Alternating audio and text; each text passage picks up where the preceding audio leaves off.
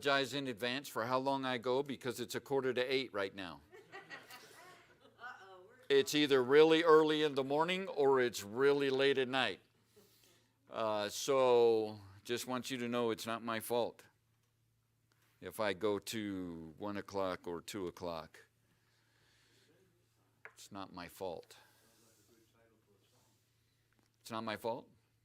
Sounds like a good title for a message. Yeah, it's not my fault. I'll blame somebody else. I'm blaming Duracell. Yeah, I'm blaming Duracell. How come you put out a battery that dies? Come on. Come on. All right, if you have your Bibles, let's go to Micah chapter 4. Old Testament. Micah chapter 4. Micah chapter 4. Last week we looked at the event of those 5 heifers being taken to Israel. The 5 red heifers, and we saw the significance of that. Saw that they were able to get there without blemish. We saw the one good thing that came out of COVID, worldwide pandemic, was that 5 cows were able to go from Texas to Israel without a hole in their ear. Can God do a worldwide pandemic just to make sure 5 cows make it from one place to another? Would He? He can do whatever He wants, can He? It's called the sovereignty of God.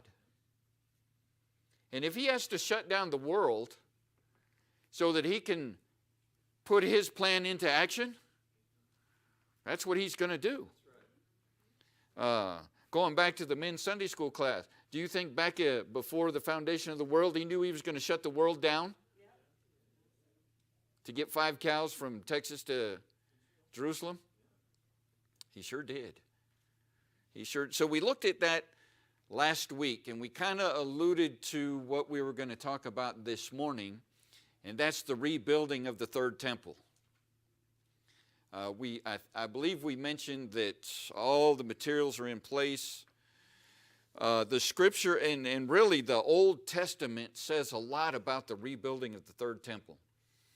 And we're going to take a look at a couple of different passages, and then I have some pictures I'm going to show you. So this is going to be a message with pictures. Okay? So guys, you're going to get it. All right, ladies, you're already going to get it just from the words, but guys, we need pictures, don't we? Right? Who's the biggest purchasers of comic books? We need pictures to go right along with it. So I've got some pictures that I'm going to show after we look at a couple of different passages here, and then we're going to see again the importance of the rebuilding of the third temple. So if you're in Micah chapter 4, we'll pick up in verse 1.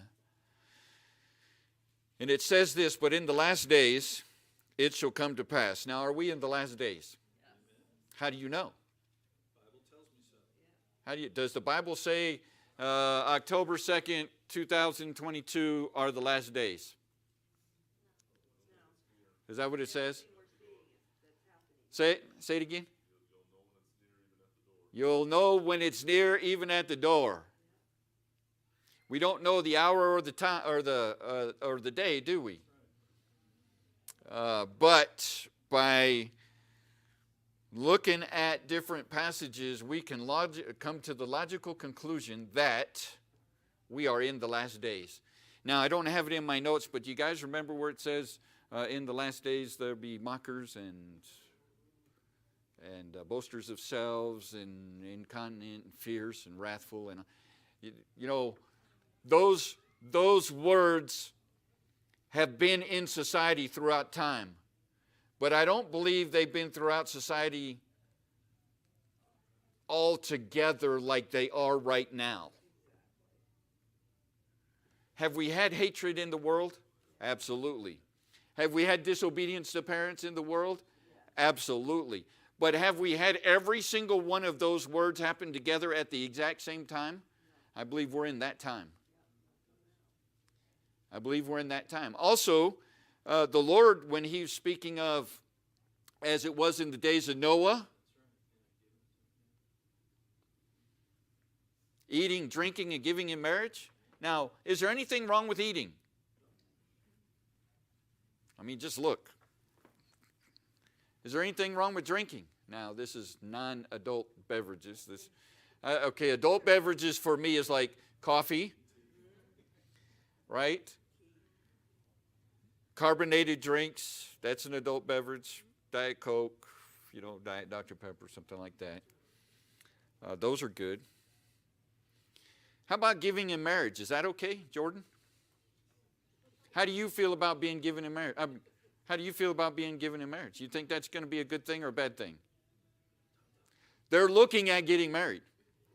They're hoping that it's a good thing. All right, those of you that have been married for a while, you need to reaffirm them that it's okay. Okay? Yeah, you need to look at Jordan and Stephanie and say, hey, it's going to be okay. You might be the first one, but it's going to be okay. And so in the day, as it was in the days of Noah, they were eating and drinking and giving in marriage. Now, what's wrong with those things? Okay, there's nothing wrong with that. Where was God there?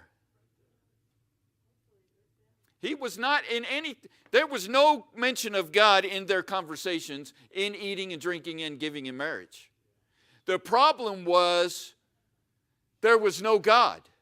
I mean, God was there, but if you look at the description, the thoughts and intents of their heart was only evil continually.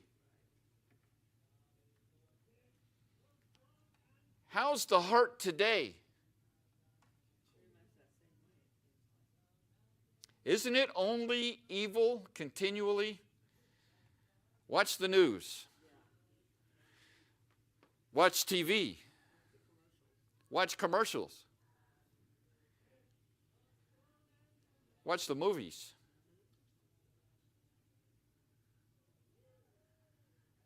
Listen to the radio.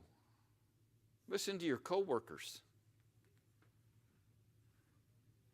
Listen to your own mind when you're by yourself.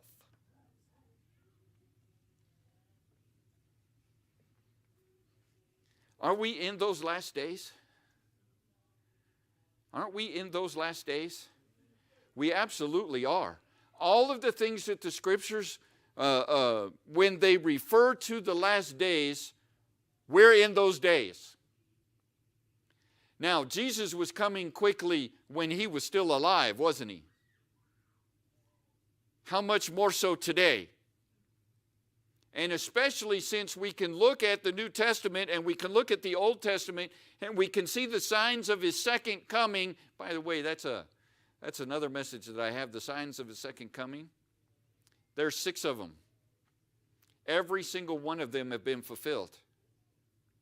You know what we're waiting for his second coming?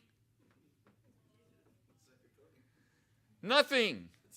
All right, when I'm talking about his second coming, I'm not talking about the rapture. I'm talking about when he comes down and touches planet Earth, which I think we're going to talk about next week. I'm not going to go too far into that. But that's the second coming. And all the signs for that have been fulfilled. What happened 7 years before his second coming? The rapture. Now, is the rapture a biblical word? Do you find the word rapture in the Bible? No. What's the biblical phrase?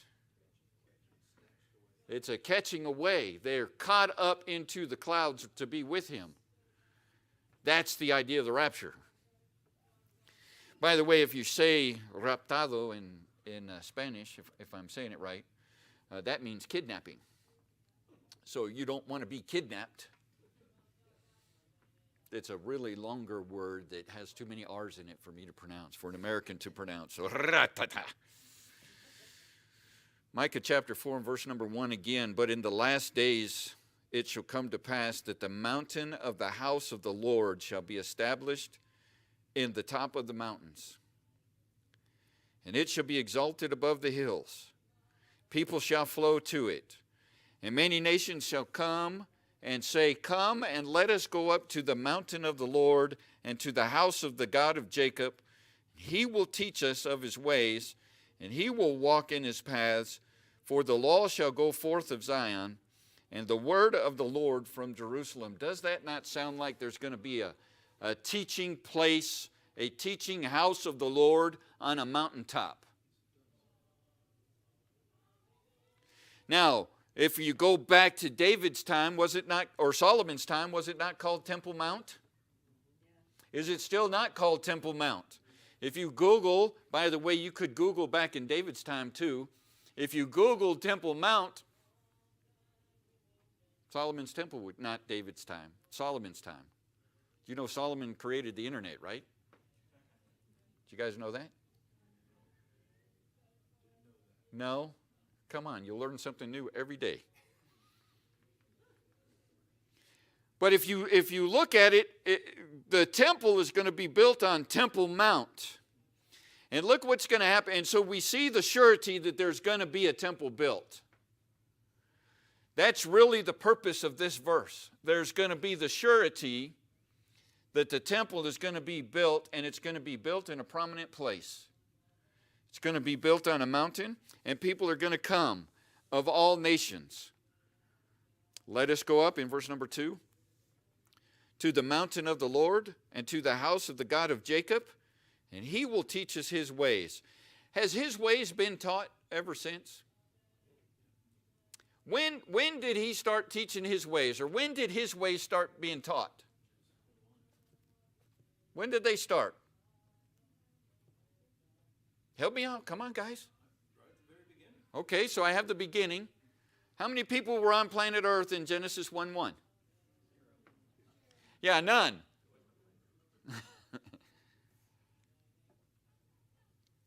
When did his ways start getting taught on planet Earth?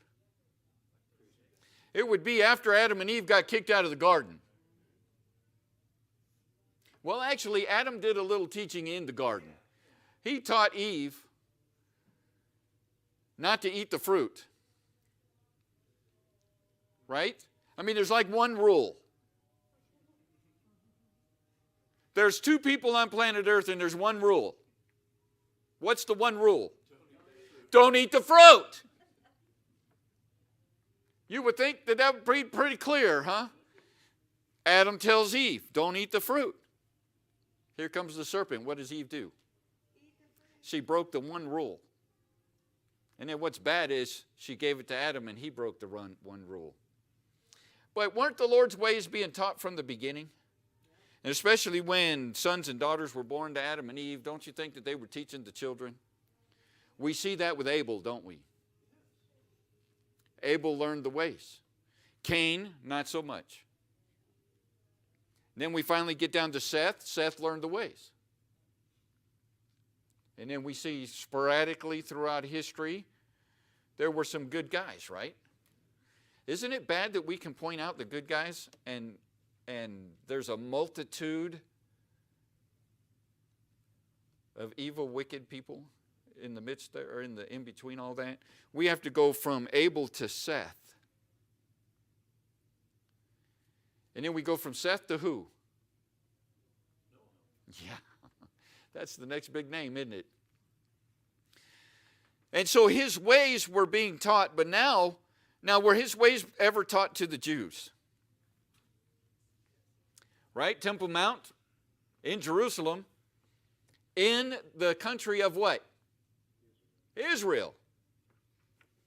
And if you're a citizen of Israel, usually you're a Jew. Were they ever taught the ways of the Lord? I mean, didn't God come down on the mount and he wrote out the 10 Commandments to Moses? And then after that, he gave the rest of them to Moses and said, these are my ways. Walk ye in them. So he even taught the Jews. And then when Jesus came, where did Jesus go? Didn't he go to Jerusalem, and then didn't he go to Israel and kind of walk around there and did a little bit of teaching, a little bit of, miracles and things like that? Haven't the Jews been taught his way? How about today? How about today? Are Jews being taught today the word of the Lord? Well, we got one in the room He learned. Are there any other Jews that are saved in the world? How do they hear? Yeah, we got to go out and tell them. It's the church that's got to go out and tell them. It's saved people that's got to go out and tell them. So they've learned his ways, but then there's going to come a time when he goes back to Israel and he teaches them specifically again. And that's when the temple is going to be rebuilt. Up on Temple Mount. All right, you're in Micah. Turn to Amos. Amos chapter 9. I believe it's a couple of books before Micah.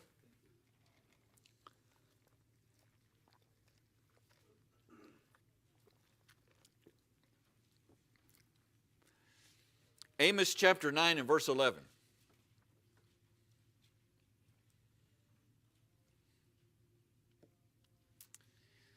Are you there? It says, in that day will I raise up the tabernacle of David that is fallen. Now, what would the tabernacle of David be? That would be the temple. And I would say Solomon's temple. Now, why does it call it the tabernacle of David? David is the one that gathered all the materials. David is the one that had the desire to build the house. David is the one that put everything into motion. The Lord would not allow David to build it. He allowed Solomon to build it. So even though we call it Solomon's temple, it could also be going back. Now, why tabernacle? Did David have a tabernacle? Was the tabernacle around? And it says that is fallen. And close up the breaches thereof, and I will raise up his ruins, and I will build it as in the days of old. You remember when Jesus was walking on earth, and he kind of pointed to the temple, and he looked at his disciples, and he said, you know, there's going to be a day when there's not going to be a stone on top of a stone.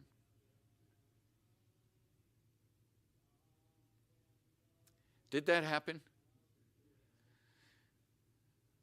I will raise up the tabernacle of David that is fallen and close up the breaches thereof, and I will raise up his ruins, and I will build it as in the days of old. There's another temple coming. All right, you're in Amos chapter 9. Turn to Daniel chapter 9. Daniel chapter 9.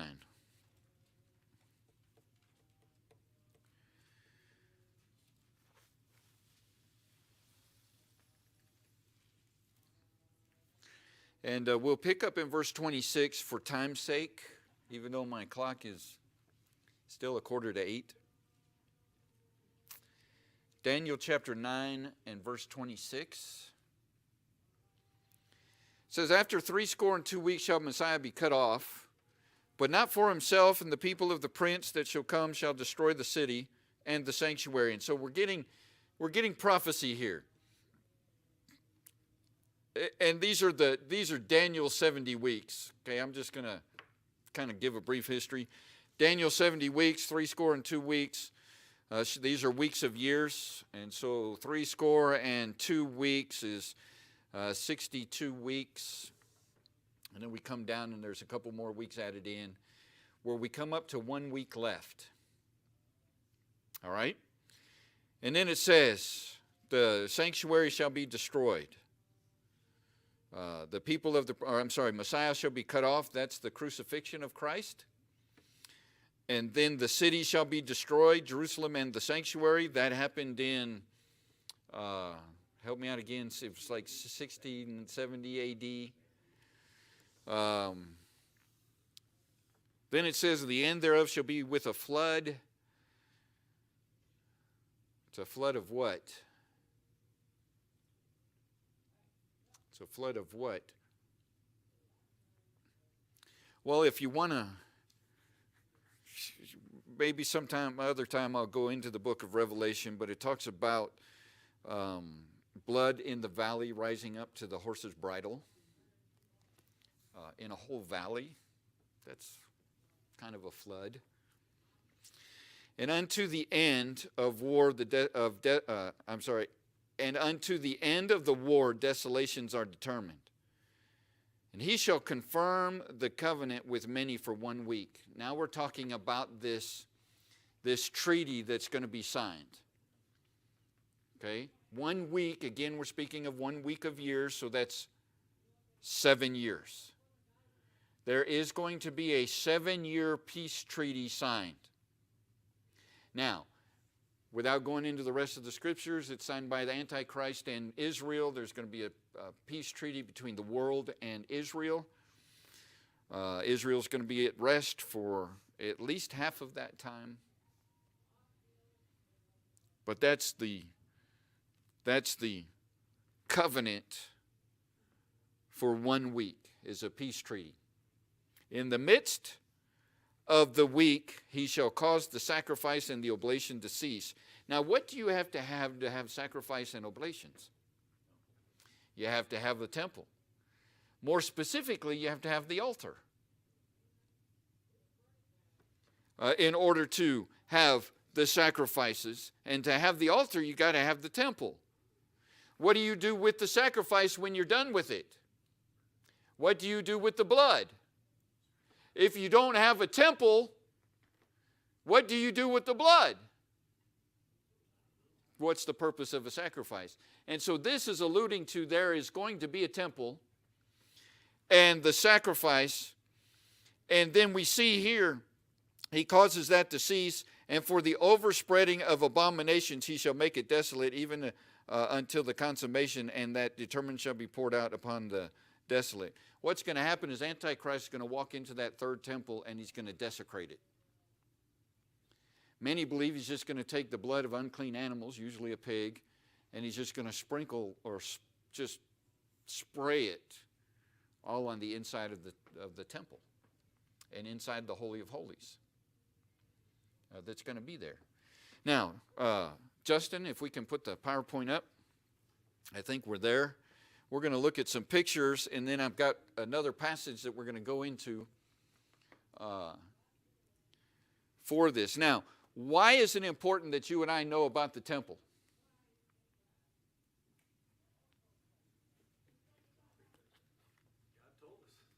Well, it's in His Word. We should know everything about what's in His Word.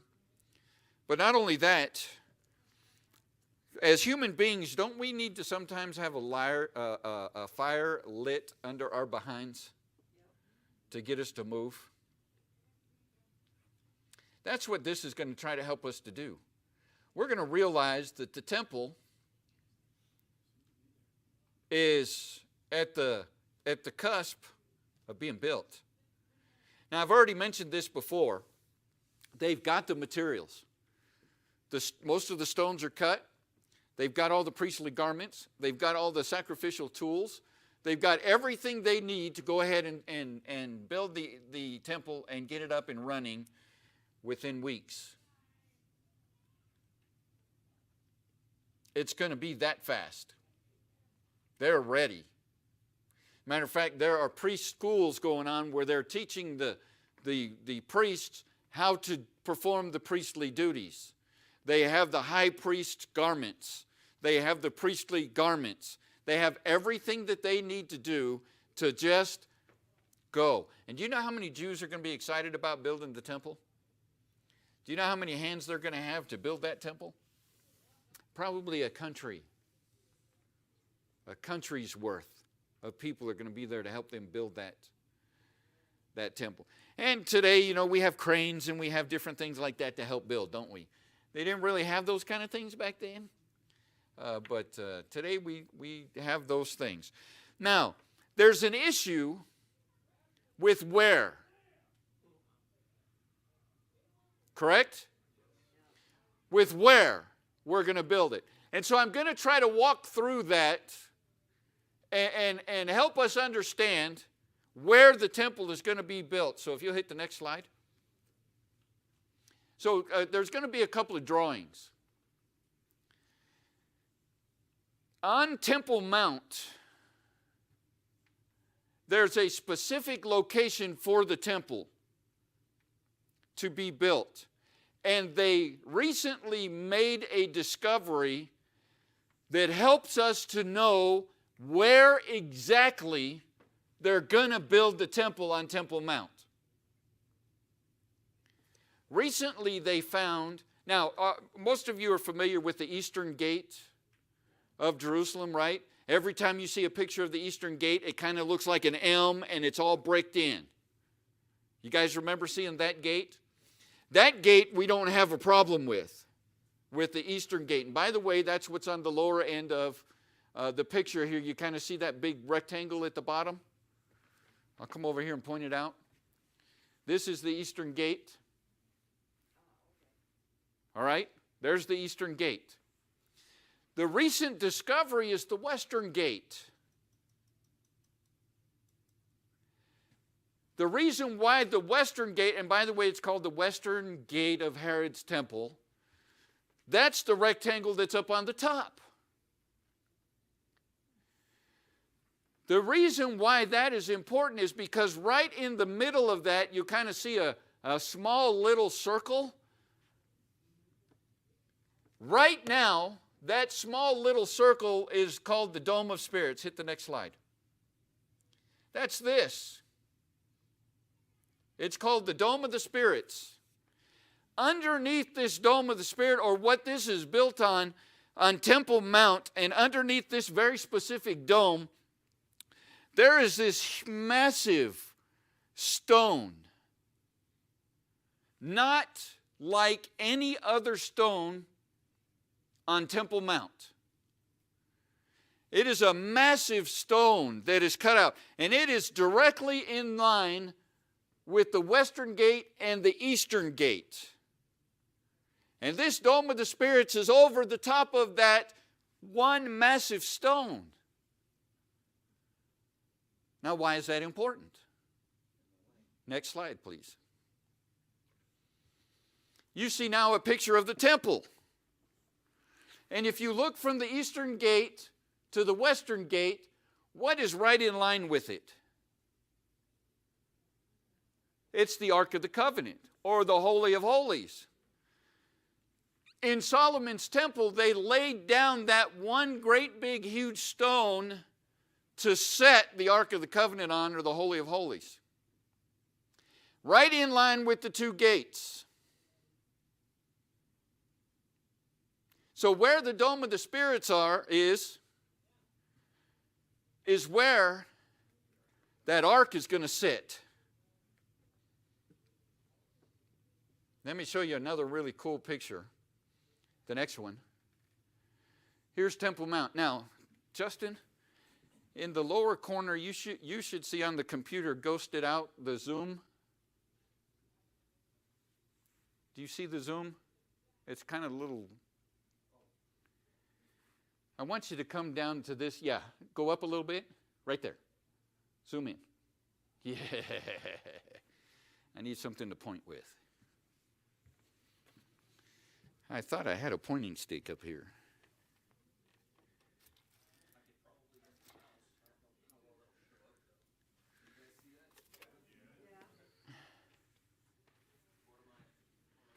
All right, so Eastern Gate is up there. Up. Go further. That's the Eastern Gate. Okay, there's the M that's closed in. Right here where these stairs are, this is the Western Gate. Do you guys see this little thing right there? Yeah.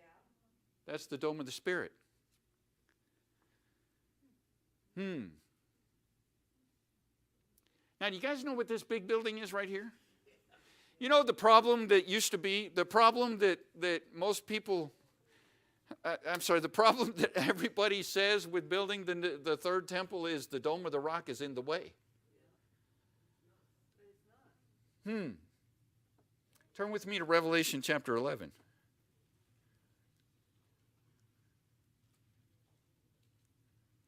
Revelation chapter 11.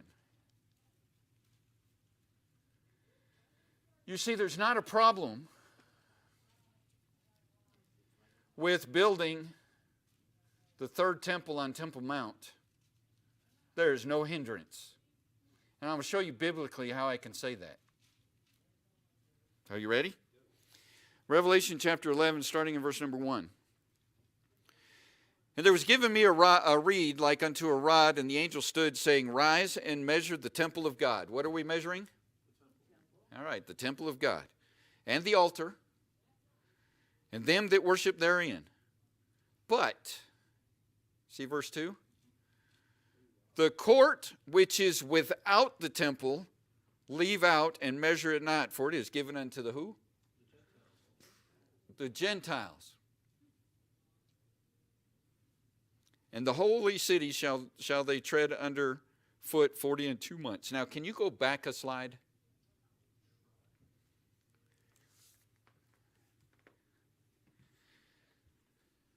You see where the Dome of the Rock is? Do you see the words that I have typed in going this way? Court of the Gentiles. Now, what did it say in Revelation chapter 11, verses 1 and 2? It said, measure out the temple, didn't it?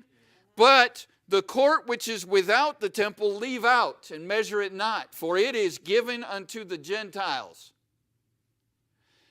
What is hindering the third temple from being built? Absolutely nothing. We don't have to wait. Go to the next slide. We don't have to wait until that Dome of the Rock is destroyed like most people thought. Well, we got to destroy that because it's in the way. Not only that, but it's Gentiles. That's where the Muslims come and they worship. Well, that's also in the court of the Gentiles. So do you see, do we have to wait until we read on the news that the Dome of the Rock has been destroyed? No. We don't. You know what could happen almost immediately? All they've got to do is remove that little pergola, the little Dome of the Spirits, and build it up. Now, have you guys heard that Jews aren't allowed to walk up on Temple Mount? Have you guys heard that? Now, it's a twofold thing. I think the Muslims are keeping them from going up there so that they won't rebuild the third temple. But the other thing is Jews are afraid that they're going to walk over the Holy of Holies accidentally. So as I've been studying, I find that the Jews won't walk up there for those two reasons. Number one, the Muslims won't let them. Number two, if they did let them, they would be afraid that they would walk over the Holy of Holies. Now, if you were to go up on Temple Mount and you were to see a pergola standing up there, what would you want to do? Right? Wouldn't you want to go up and take a look and see the artwork that's on the inside of the dome? By the way, there is some pretty artwork on the inside of that little dome. There's a plaque on it. What would you be standing on?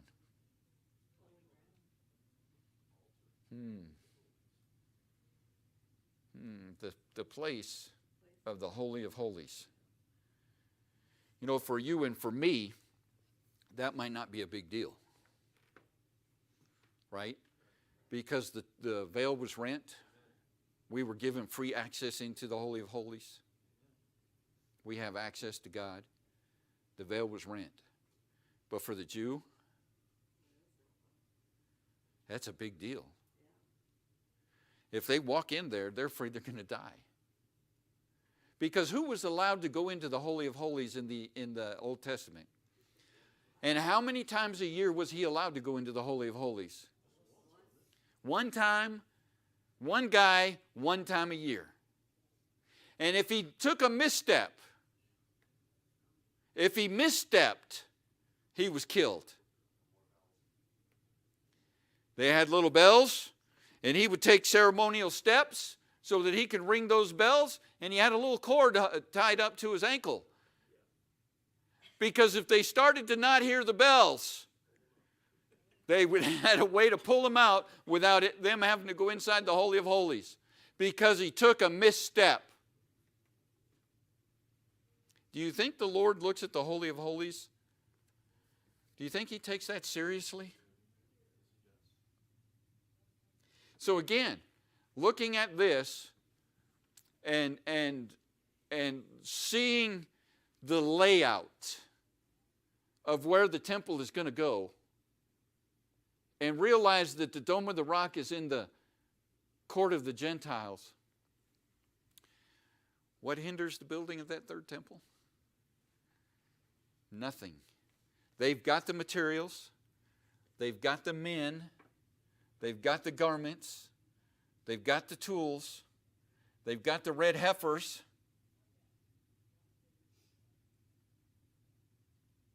They've got the space. What's the one thing that the Lord is waiting for?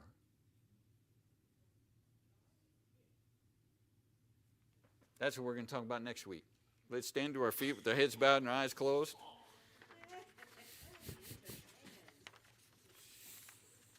I'm horrible.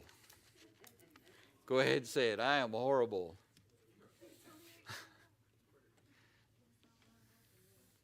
Justin's going to put on a hymn of invitation. Christians, here's a fire. What? I mean, we're looking at prophecy unfold before our eyes. We can look into the New Testament, and then we can look at the news headlines, and we can see that the two are lining right up. And what do we need to be doing, Christians?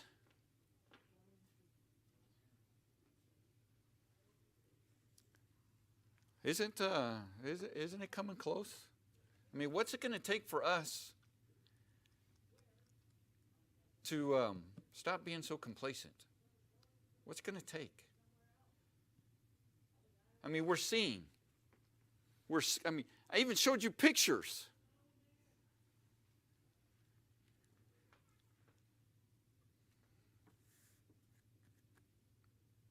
That third temple is ready to be built. It's ready. The times are ready. I think I mentioned this before, and I heard this. We may not be in the last days, but we're in the world of the last days. We sure are in the culture of the last days. You know, Antichrist hadn't come yet. Thank God the rapture hadn't happened yet. If it did, we're in trouble, aren't we?